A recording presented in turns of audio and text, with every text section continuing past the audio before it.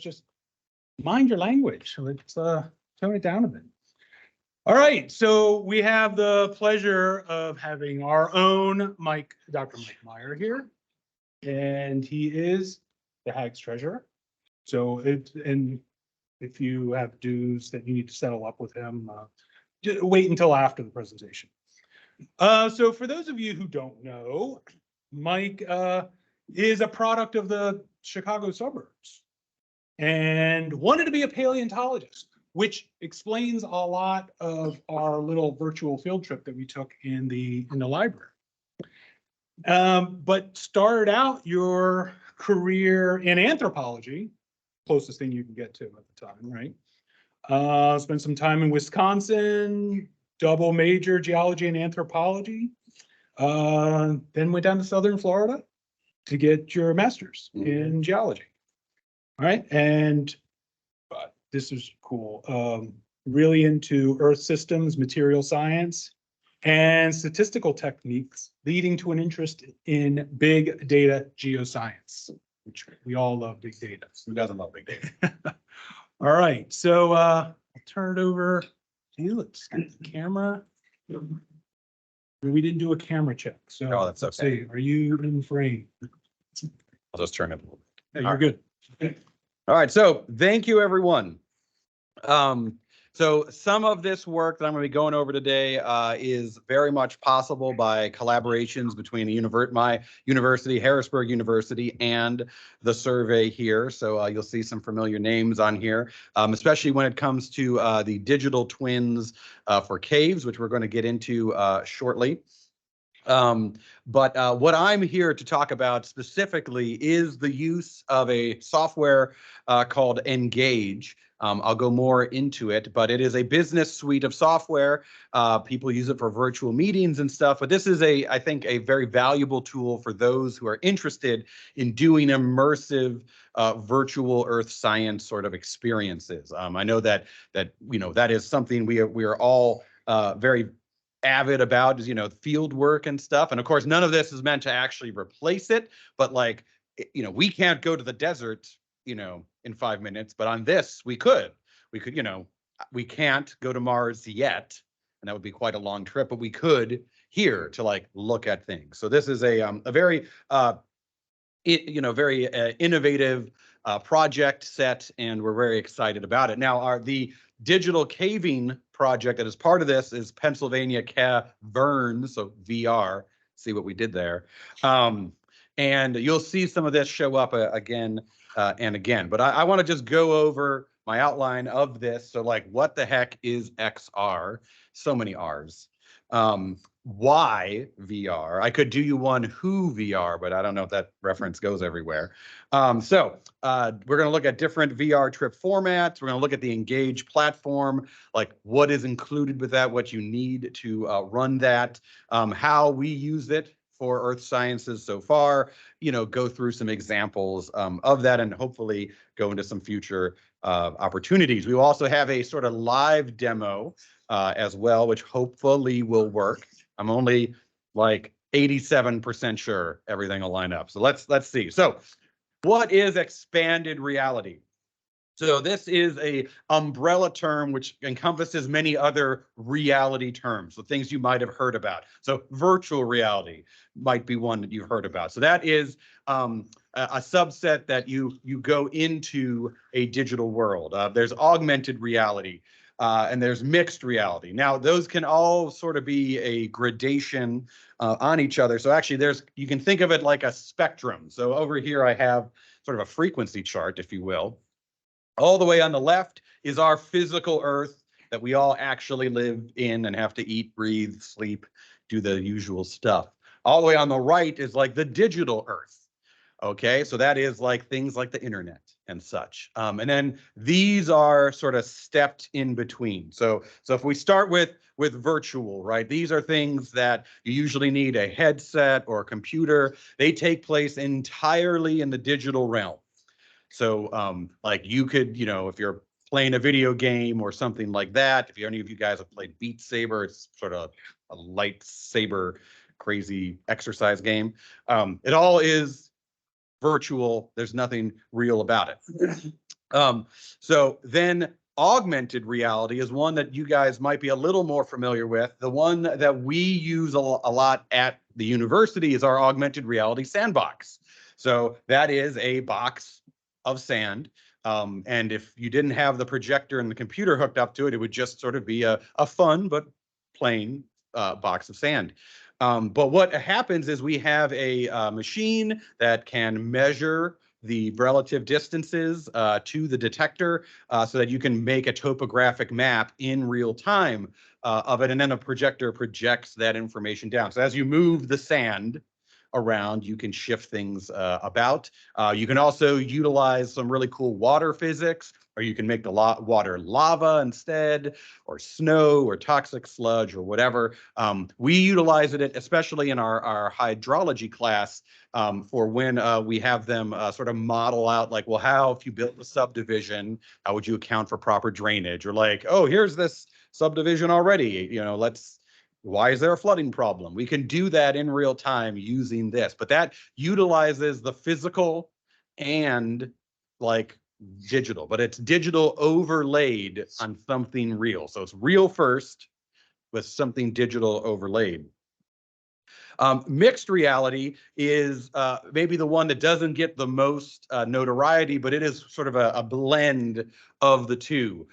So you need like a special piece of equipment like glasses or VR headsets now that have like a pass-through technology so that you can build virtual models, but within a real space. You're not separated. You're not, on Mars or in space or somewhere. You are like in your office or in a meeting room and you're all working on some virtual stuff together. One of the most popular versions of that is of the Pokemon Go game, where that you can go around the real world and using your phone or other device, you can find these, little monsters and then, capture them and whatnot. So definitely there have been times where that has caused some issues for various people as random pedestrians have wandered into places they shouldn't go, or off the side of a bluff, or in the oncoming traffic. It's it can be dangerous.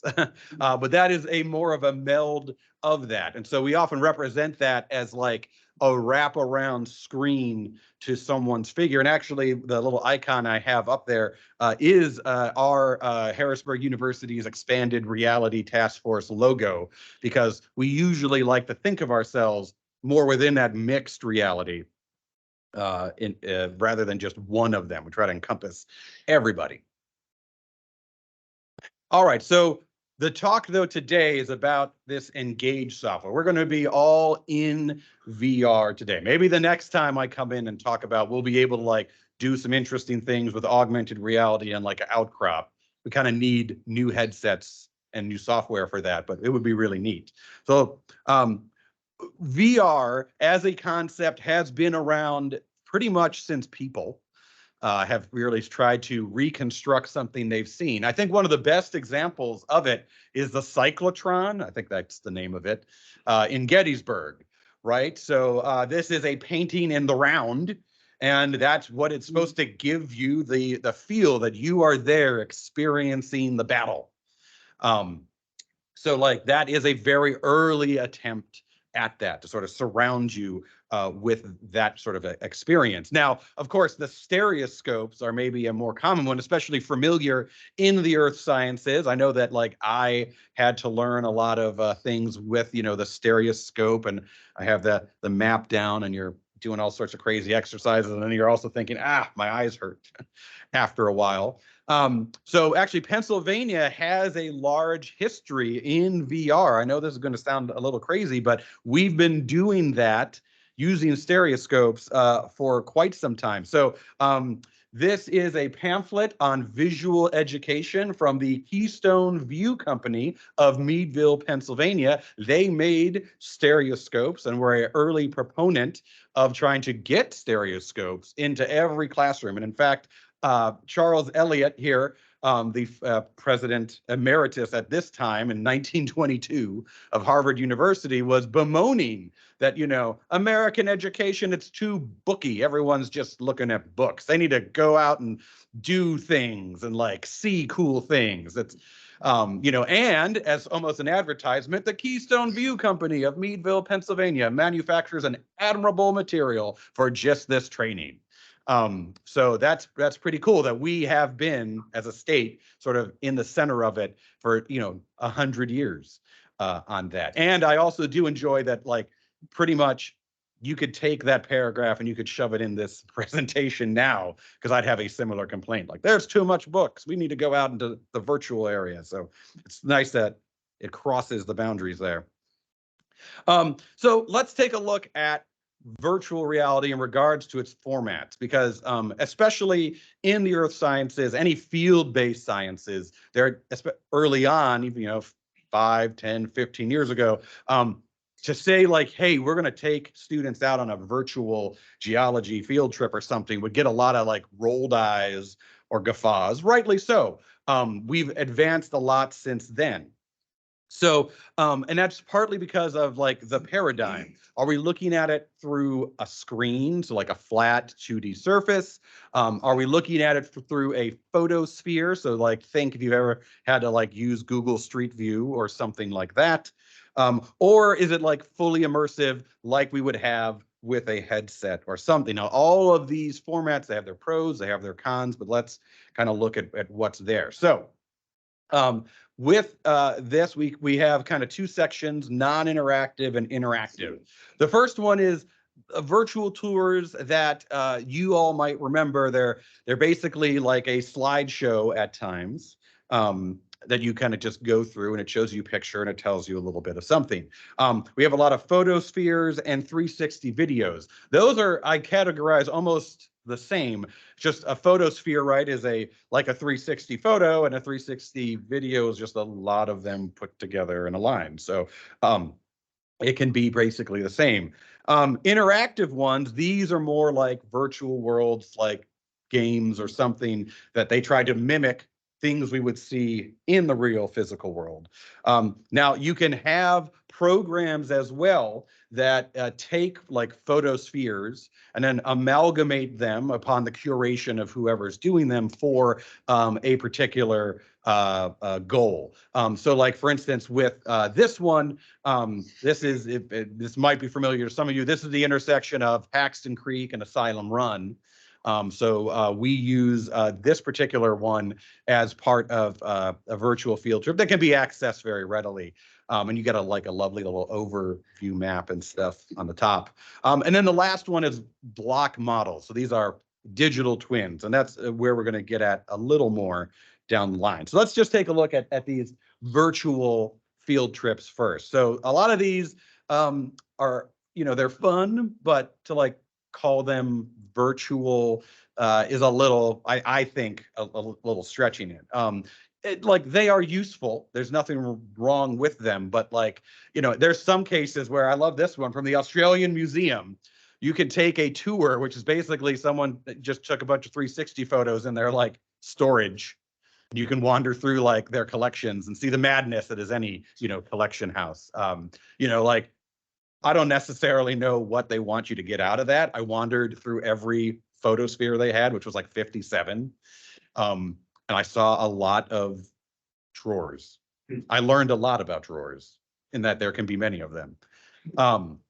So the American Museum of Natural History has one. At least that has like actual things you can point on. I took this screenshot because it also shows a little bit of the folly that can sometimes occur. You'll notice that the like moose has no face because there's one of the clicker buttons there. And that can be problematic with these sorts of things, is you want someone to be able to click it, but you need it to be in a spot that they can arrange. So like the nature of like the learning mechanism can actually interfere with the learning, because you're like, I don't see that moose at all. It's just like a bunch of fighting horned information symbols. And that, is a thing that can happen. Now, the digital twins offer a really interesting sort of blend of all of that, where they can go a couple steps forward. So these are two digital twins we've taken of our university building. And you can see that there's a whole bunch of dots in there. Those are all information dots. They, depending on if you poke them, a just a little description can come up, a picture can come up, a video can come up, another link can come to somewhere else. You can actually like teleport basically from one room to another if you have that sort of thing, if you weren't just wandering around. So like there's a lot of opportunities with that. Now, how do we get those? So the main way that we collect them now is through our Matterport Pro 2 camera. Now, Matterport is actually a real estate company or a real estate like adjacent company. So if you want to sell a house or a business or something, you can use their cameras and software to make a digital twin. In fact, I have even seen them being used to sell like pop-up campers. You can go in a pop-up camper, which is really kind of funny because it's not really that big to go into. It's basically a tent, but you get to see how everything is. This spins around. It actually is not a 360-degree camera. It's a 270 because you're missing a circle at the top and the bottom. But because it has an infrared laser, every pixel as it collects gets a spot, an X, Y, and Z coordinate in space. So then as you move to the next spot, move to the next spot, it will fill in the missing space from the adjacent photo locations, which is pretty neat. So you actually end up with full coverage everywhere. The one problematic thing for us is that it doesn't work outside because sadly the sun gives off a lot of infrared energy and just overloads it. There is a Matterport Pro 3 that has a built-in LiDAR thrower in there as well. That works outside. And if anyone is willing to just toss in about $9 grand or something, I would gladly take it. And I'd name it after you. But it's the same sort of thing. It just spins around and such. Now, this is nice because it also makes a point cloud that can be utilized in any way.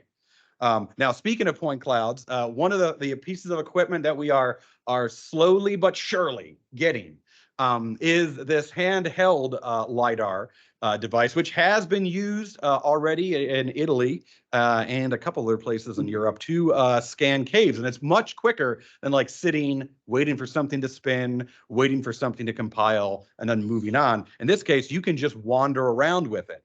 And so like this is an example of what the LiDAR sees. One is just in a like an office setting, and the other is like what cars LiDAR sensors see. And you're going to see more of those, you know, as the years go on. They're putting it in for semi-autonomous and maybe autonomous driving.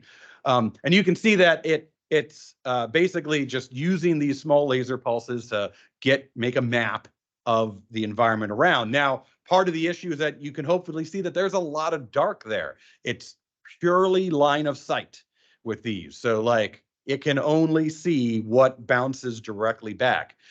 So if you want to make a full map of it, you have to take that little wand and you got to, you know, really wiggle it around in every which way, which is not really the worst thing, especially like for us, if we're like up on an outcrop, we're going to basically be doing that anyway. If we're in a cave, you're going to probably have it in front of you. You can also like attach it to a stick or a rope and like, you know, lower it down a hole.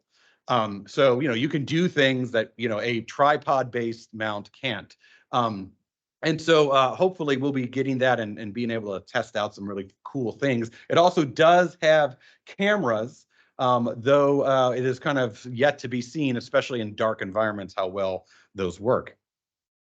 So what is the process of making a digital twin? Because this is where definitely like with these cave twins. So first you have to go to the location, and that is always a fun time because they, you know, maybe outside of Indian Echo, you know, if you want to go to a cave or something, it is not necessarily right here. So a lot of fun traveling there. Then you scan the location. And so basically you'd get to sit and watch this thing spin a whole bunch. You can hide underneath it if it allows it. You can also, as that box spins, you can just sort of go behind it. You definitely get your steps in on those days. And to give you an idea of how many spots you often need, when you're using this, you can maybe stretch it to about 10 feet in between a scan. But as you do it, the software will make a top-down map of it. And so this is what that looks like. This is our building scan. I don't know if any of you guys can read it, but like there is over 300 scans shown there. So like if that takes a minute to do, from the start to moving it, that's 300 minutes of scans. So it does take a while. This is definitely where if we could just hold on to a thing and wander through something, to be way quicker. So that being said, it is nice and crisp. So we do our scan. We then upload to Matterport's server, which is again a delightful process because it can take forever. Imagine trying to upload 300 scans where each scan will have like the better part of 500,000 points associated with them. They are just ridiculously large files. So it can, I feel this way every other time while I'm waiting for it to compile.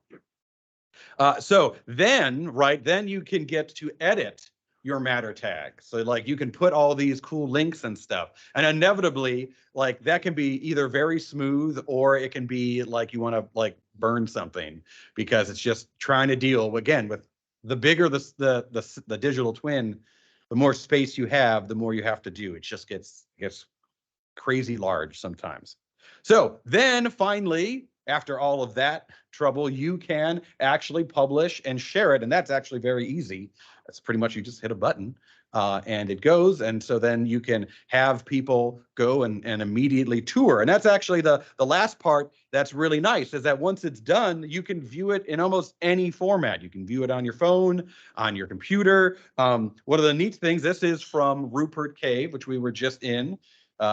It seems like just a little bit ago, but I'm sure it's like more recently geologically.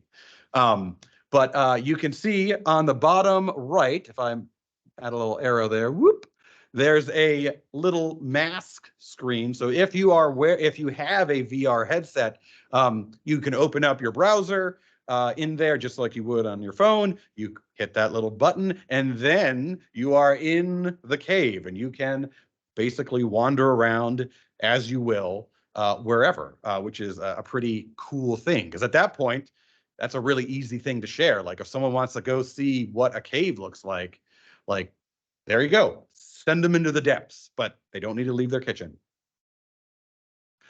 Now, the cave scans that we have, we've done a few. So I just mentioned Rupert. We have Whisper Rocks, Onyx Cave, and Lincoln Caverns. And actually, before I move a little too ahead there, one of the really interesting things about this is that I basically am showing you here a map down view of the caves.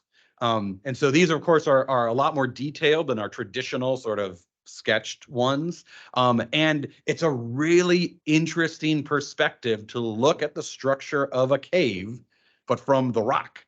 Like you can, it's almost like what's the void space is now like a solid object, and you can look at it and wander around on it and see all these really cool features. In fact, the proprietor of Lincoln Caverns, and if she's watching, thank you again, was very amazed to see like some of the features that were on there, and she'd been in that cave all her life. And it's just an interesting new perspective.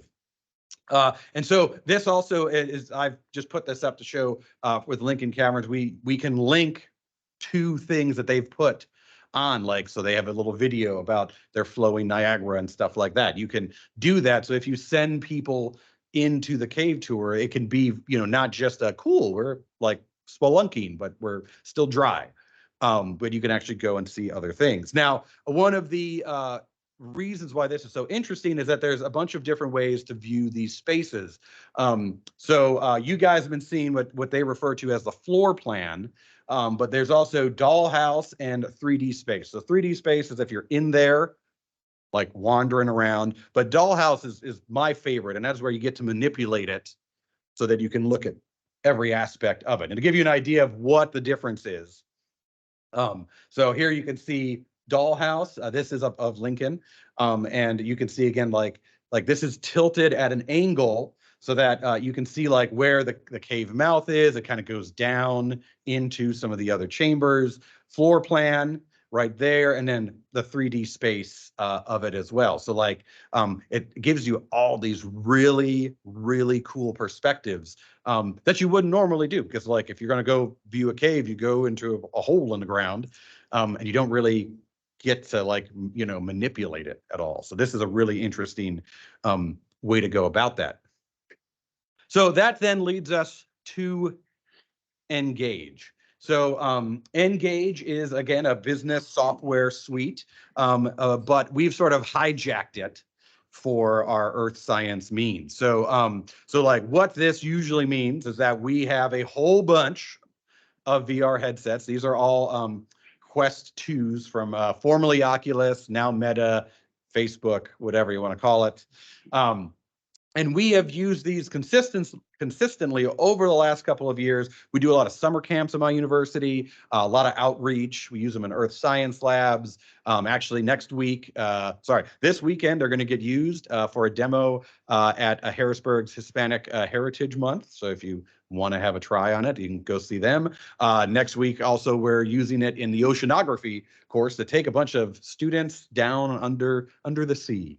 So, you know, things you can't, you know, do normally.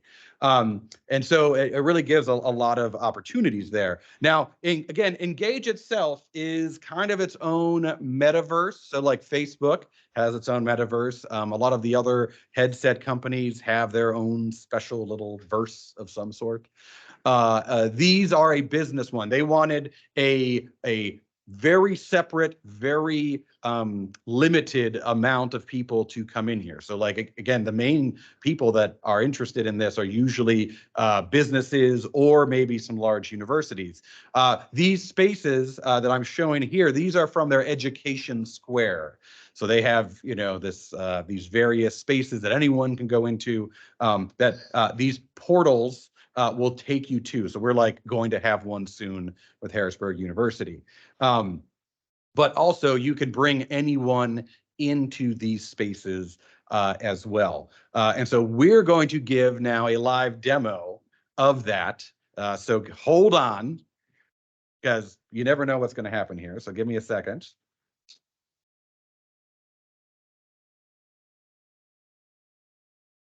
Okay. Hey, look. All right. So there is my student, Sabrina. So Sabrina, can you wave really big wave? There you go.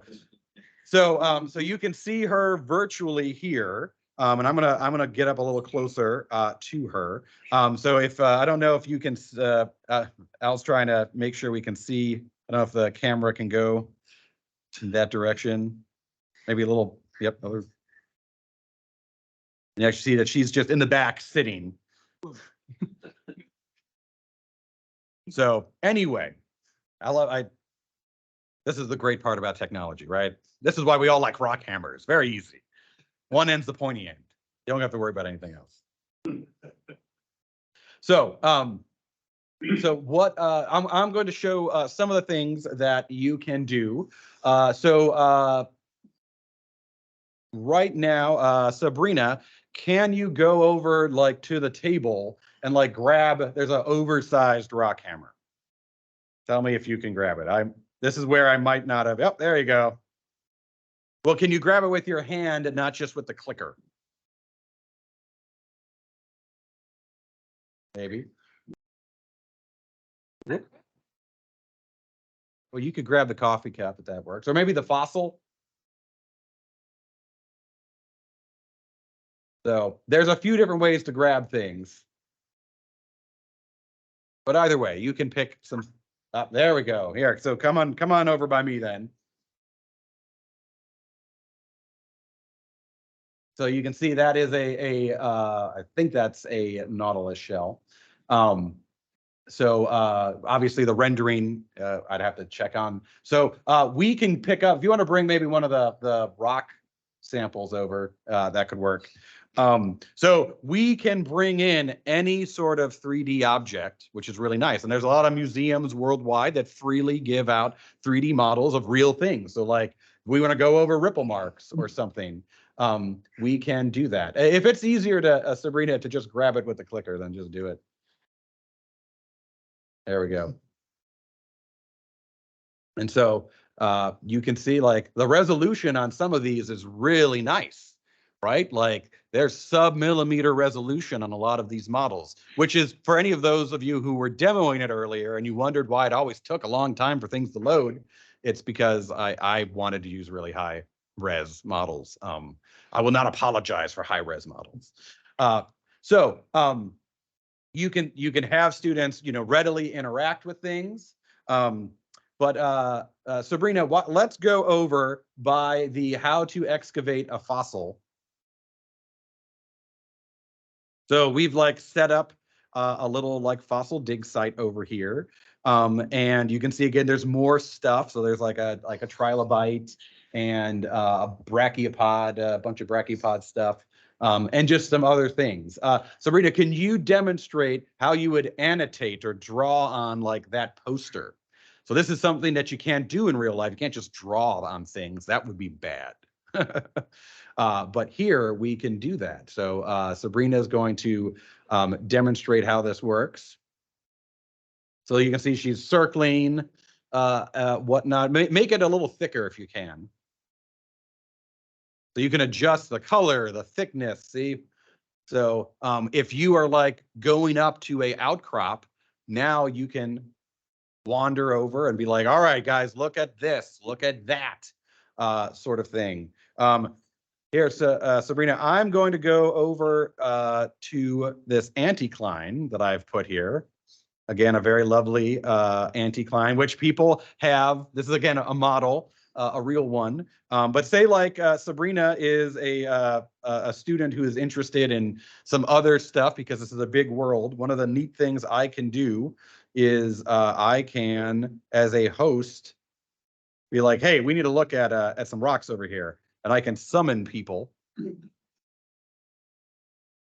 And that will just bring them there. I can also make people sit down, and if need be, I can make them locked in their chair, which for a teacher is really nice. It's like there is no way out. You are sitting and listening. Sadly, this particular model has no chairs. Sabrina, can you demonstrate the annotation on the, maybe add something to Warren and Christy there?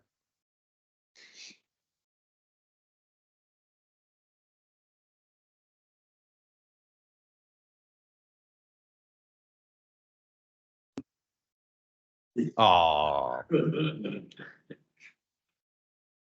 Wonderful. Now, one of the other cool things that can be done, I'm going to look at the open space behind us here. You can see there's some other rocks there. So, of course, we're like learning about fossils in this one, right? So we should probably have some dinosaurs. Sabrina, can you bring in a dinosaur? Your choice. There is also like fish and stuff. My favorite, Dunkleustis, is one of those. But we'll just have to wait for a quick moment while you can see it's so realistic. There's like glowing sand. I can almost getting thirsty just looking at it.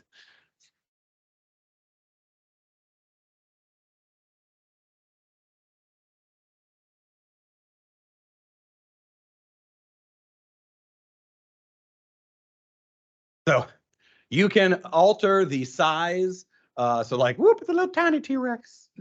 Or make it like fill up the whole sky. Like, whoa. And you can basically line them up to do however. Now, of course, we are interested in things like dinosaurs and rocks and stuff. For like the advanced manufacturing students, you can use this for prototyping of machines or anything like that. Do you want to bring in, you can like set that one off. Yeah. You want to bring something else in? I don't know if you highlighted all the dinosaurs in your search bar. And so it is a native animation. Like you see it like moving around and roaring and stuff. That's just it doing its own thing. And one of the most interesting parts of this is that if you plan it well, if you have this pre-set up, you can have them all their real size. So like you could have a whole menagerie of these things to see like what a velociraptor size is versus a T-Rex versus an ankylosaurus or any of those sorts of things.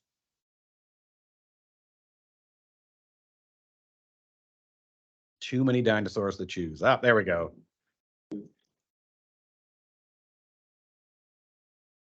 So pterodon, classic.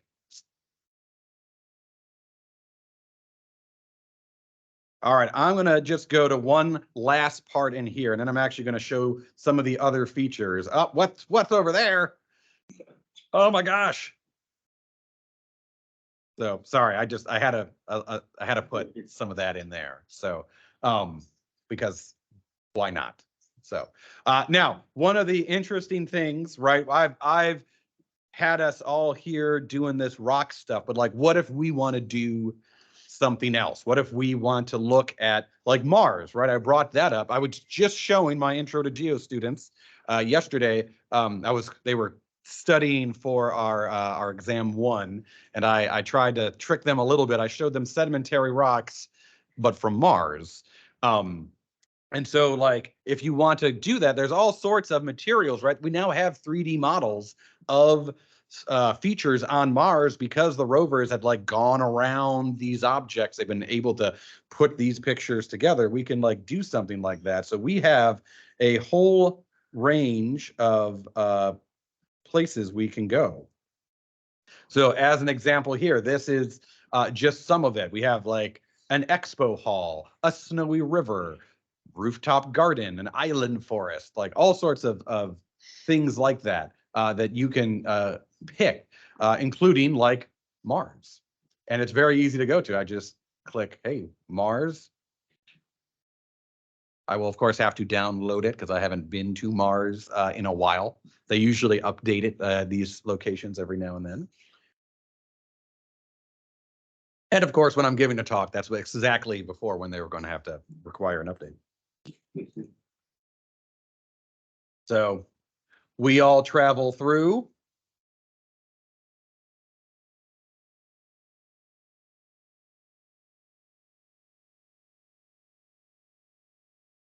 And oh, look, there's one of the rovers.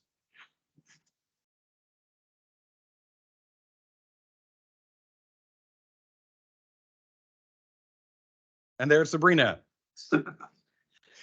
in a spacesuit. Now, I don't have I don't have the sound on. Did you have it drill, Sabrina? Yeah, so thankfully I'm not sharing the volume because the drill sound is very accurate and it just grates my brain. But this is going to show like these are some built-in things, right? So the mass cam is going to use its laser ablator to laser the rock. You can see that. And then it will have its sample arm go up and brush and then core. And this does it in the exact same manner and time frame, so you can actually see how it goes. Now they also have models for like every rover and lander. So like there's there's a Curiosity. There is the helicopter, which I can't remember its name right now. Huh? Did Endurance? Oh, there goes the drill. For anyone in the room, you could hear it. So like this gives a example of like what these environments can do. And now this is a really large environment. The Rocky Desert was actually limited. Some of the people in the demo actually hit the invisible boundary where it's like you're in the Truman Show and suddenly you're like, there's a wall there. Why can't I go further? This one is fairly expansive. And if you will give me just a moment, we're gonna take a quick walk up to a vista. I just gotta teleport there. It does get a little kooky. I apologize if anyone's getting a little sick.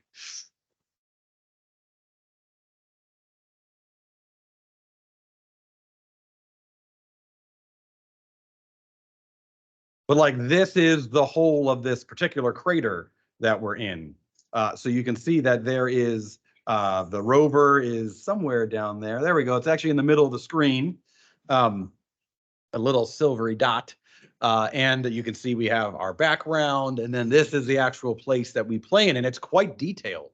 Like in this one alone, you could like talk about drainage patterns, all sorts of things, which is really, you know, that's more planetary geology, but like it's a great way to get people interested, right, in some of like the geologic principles, you know, just here on Earth. We have layers, we have craters, we got more dust blowing, all sorts of things right there.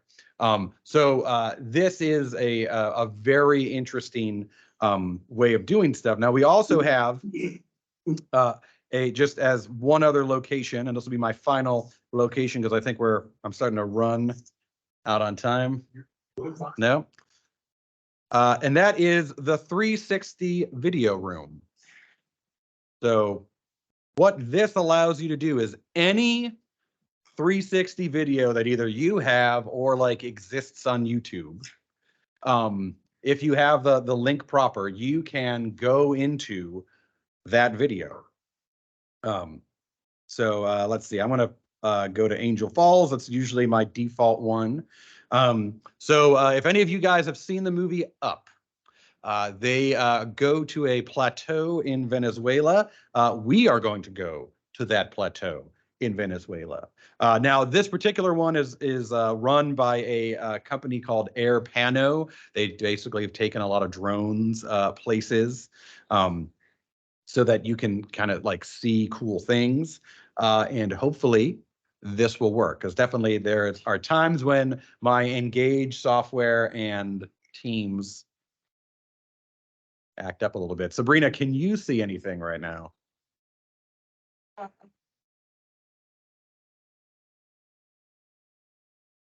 I knew there was going to be some sort of a thing here.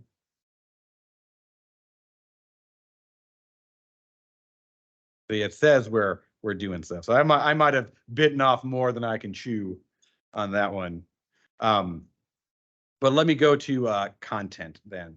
So one of the other things that's really nice about Engage is that for people who are looking to use it, they have things like these beginner's guides that they've put default at the front.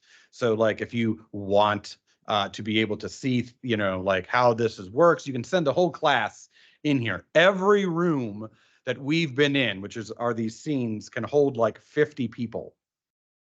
So like there's a lot of things. You can, you know, learn kanji. Actually, there is some geology ones there. Not. Oh. And of course, that's I don't think it's loading, sadly. So I'm going to go to a different location. We'll go to a fun one. So we have like a library setting, which is nice and academic. This one is from Oxford. So this is actually a digital twin.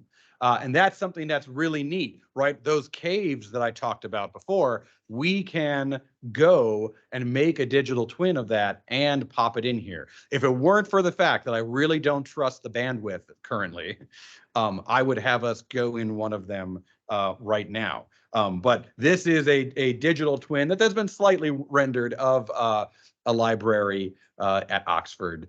And so it gives you an idea of the detail that you can have in these sorts of settings. All right, so Sabrina, I'm going to ask that you stick around. I am going to go back to my PowerPoint presentation because that is the end of my sort of presentation and demo. That is a little QR code that will take you to one of the caves if you so want it. Of course, if you want any of these links or whatnot, you can, you know, email me and I will gladly share them. But with that, if you guys have any questions, thank you for your time.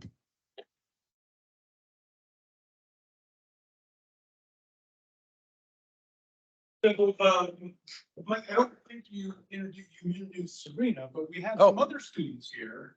And Yes. And if you want to do a quick introduction, because the first question is actually. All right. So we have Ryan Bosley. I'm Ryan Bosley. I'm a junior in the advanced manufacturing major. What we do is some of this, but also 3D printing and a lot of digital twins and robots, because you can control robots through virtual reality. So we tinker with a lot of that.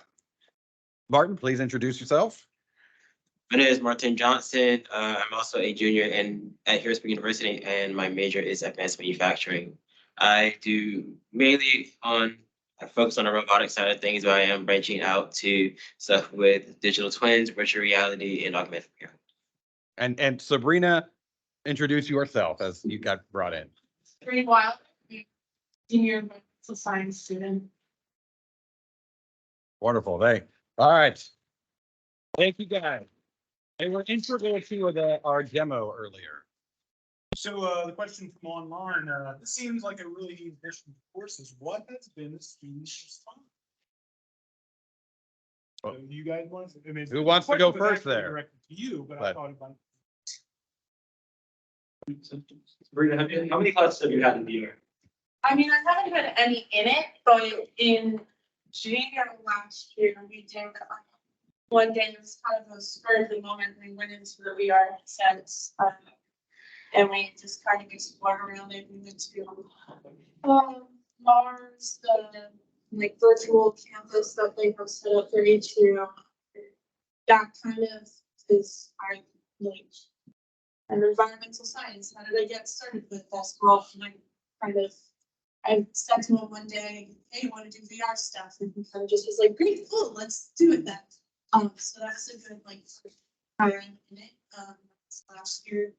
Beyond that, I have not done any more classes with it. I have done summer camps. So helping like middle schoolers, high schoolers, with this kind of stuff and showing them around it too. And some outreach, so like the Juneteenth event earlier. Yeah. So Martin, Ryan. So, in terms of courses, one class in advanced manufacturing is a rapid prototyping and 3D modeling class. And we incorporated virtual reality to try and make 3D models within that realm. Aside from using programs similar to Blender or Fusion 360. I'm also, and that actually got me into using virtual reality more. And for my project one at Harrisburg University, it will involve you making a digital twin of a machine space for our new building. It's like our third floor with a bunch of 3D printers, and it's going to involve trying to like being able to do a training simulation for anyone who goes into the major or any faculty who wants to help out with 3D printing, but they can't or don't know how to operate it.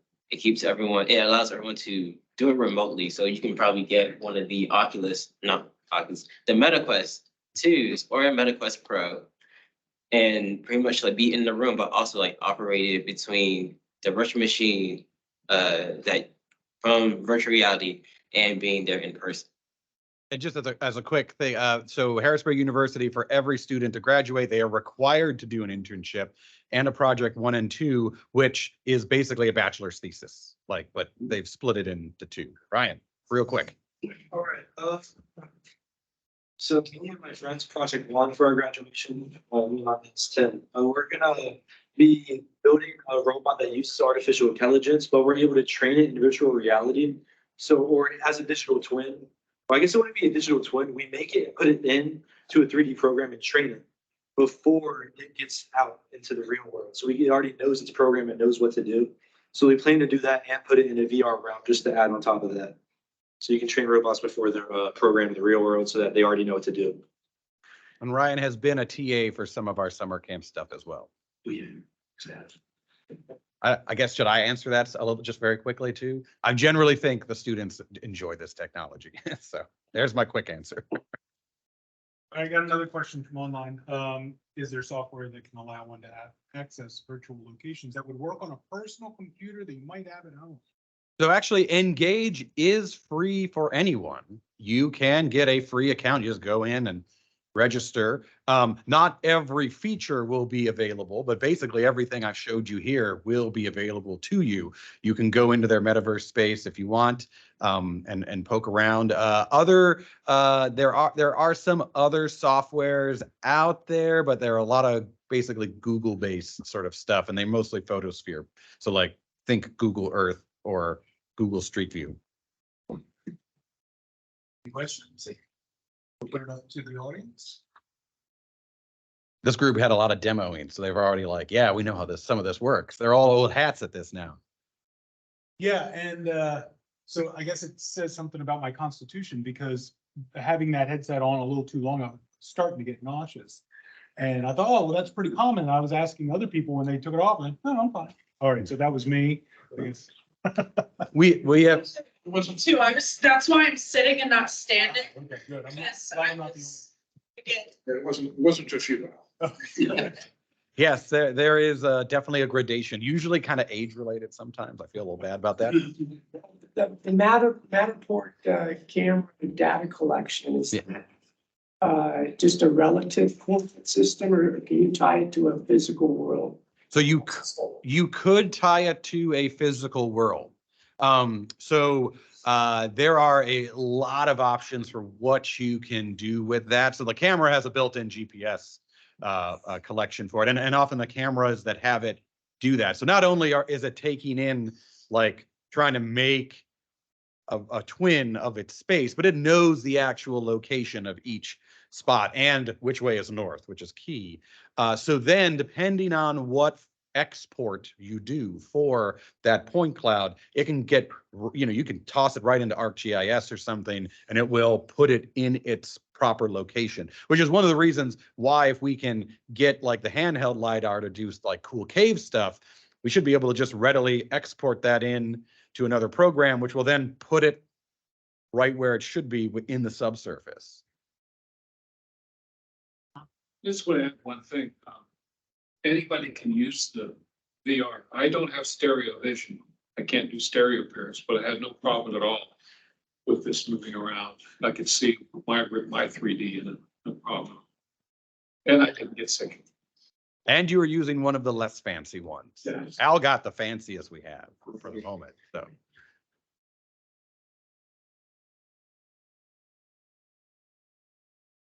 Well. Thanks, Mom.